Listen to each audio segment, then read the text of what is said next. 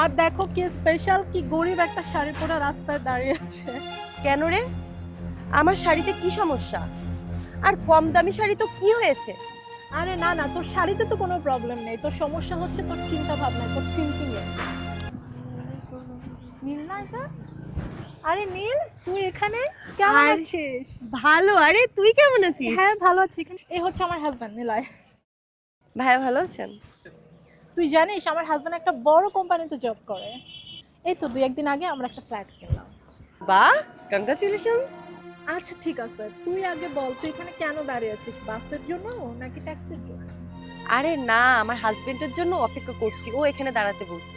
ও আচ্ছা আচ্ছা, তোর হাজবেন্ড কি বাসে আসছে নাকি তোর জন্য অটো বা রিক্সা কিছু একটা নিয়ে আসছে, কোনটা? আরে না, তুই যেমনটা ভাবছিস এমনটা কিছু না। আর ওরা তো দেমাগ ছিল যে কলেজের কোনো ছেলেকে পাত্তাই দিত না, না নীল?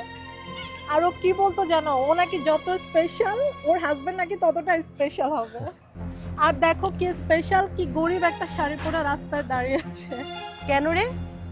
আমার শাড়িতে কি সমস্যা? আর কম দামি শাড়ি তো কি হয়েছে? আরে না না, তোর শাড়িতে তো কোনো প্রবলেম নেই, তোর সমস্যা হচ্ছে তোর চিন্তা ভাবনা, তোর থিঙ্কিং এ। কলেজে থাকাকালীন সময় যদি একটা স্মার্ট ছেলে দেখে প্রেম করতি, বিয়ে করে নিতি, তাহলে আজকে তোর এই অবস্থা হতো না রে। আর আমাকে দেখ, আমি আজকে কতটা সুখে আছি, কিন্তু তোকে দেখে কেন যেন মনে হচ্ছে তুই সুখে নেই রে। আমার হাজবেন্ড যে স্যালারি পায় 1 মাসে, তা দিয়ে তোদের আরামসে 1 বছর চলে যাবে। তোর হাজবেন্ড মনে হয় ছোটখাটো কোনো চাকরি করে।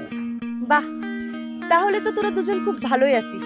আচ্ছা, আমাকে একটা কথা বলতো, যারা কম স্যালারি পায় তারা কি সুখী হয় না, নাকি তারা খারাপ হয়?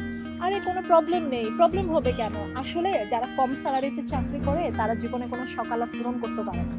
এই দেখ আমার হাজবেন্ডকে আমি চাওয়া মাত্র একটা ফ্ল্যাট কিনে দিয়েছি, কিছুদিন পর আবার গাড়ি কিনে দিবে। তোর হাজবেন্ড কি চাওয়া মাত্র তোকে এরকম একটা ফ্ল্যাট কিনে দিতে পারবে কিংবা গাড়ি?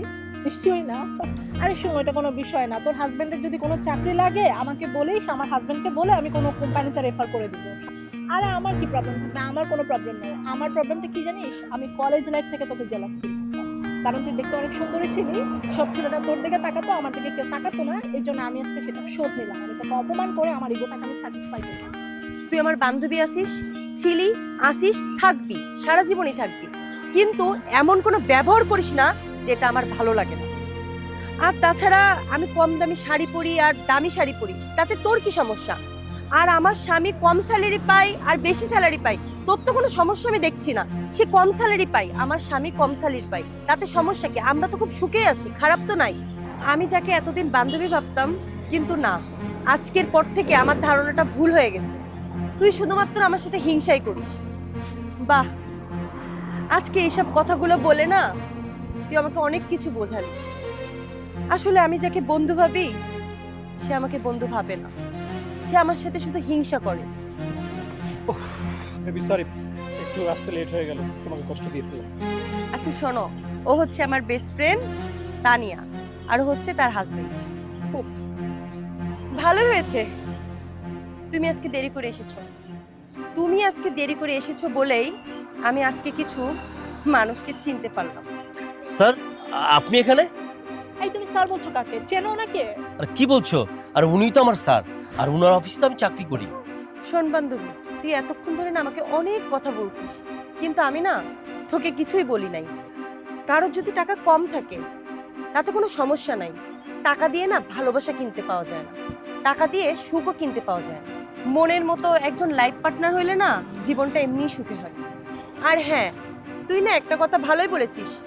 কলেজে থাকতে আমি একটু অহংকার করতাম, বলতাম আমার থেকে আমার জামাই অনেক স্পেশাল হবে। আর দেখ, তুই তো দেখতে পাচ্ছিস আমার জামাই কতটা স্পেশাল। আর হ্যাঁ, তুই না একটু আগে কি বলছিলি, তোর হাজবেন্ড যে কোম্পানিতে চাকরি করে সেই কোম্পানিতে আমার হাজবেন্ডের একটা চাকরি করে দিবি, রেফার করে দিবি। দেখ, আল্লাহর কি জলযন্ত্র প্রমাণ যে তোর হাজবেন্ড যে কোম্পানিতে চাকরি করে সেই কোম্পানির মালিক আমার হাজবেন্ড। আর হ্যাঁ, তুই জানি কি বলছিলি, তোর হাজবেন্ড নাকি 2 লাখ টাকা বেতন পায়। এমন 2 লাখ টাকা না আমার হাজবেন্ড প্রতি মাসে বোনাস হিসাবে দেয়। তোর হাজবেন্ড মাত্র 2 লাখ টাকা স্যালারি পায়, তাই তোর এত অহংকার।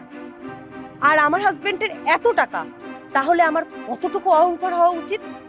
কিন্তু দেখ, আমার ভিতরে না কোনো অহংকার নাই, আমি সাদাসিধি ভাবে চলতে পছন্দ করি। আর শোন, আরেকটা কথা বলি তোকে, ভালো হয়ে যা, ভালো হইতে না পয়সা লাগে না। তুই যে অহংকার করিস না, এই অহংকার তোকে একদিন ধ্বংস করে দিবে। আর শোন, তোকে না একটা কথা বলি, এখন অনেক সময় আছে, নিজেকে একটু পরিবর্তন করে নে। চল। কি দরকার ছিল এসবের? আজকে তোমার জন্য যদি আমার চাকরিটা চলে যায় না, তাহলে তোমার খবর আছে। চলো বাসে চলো।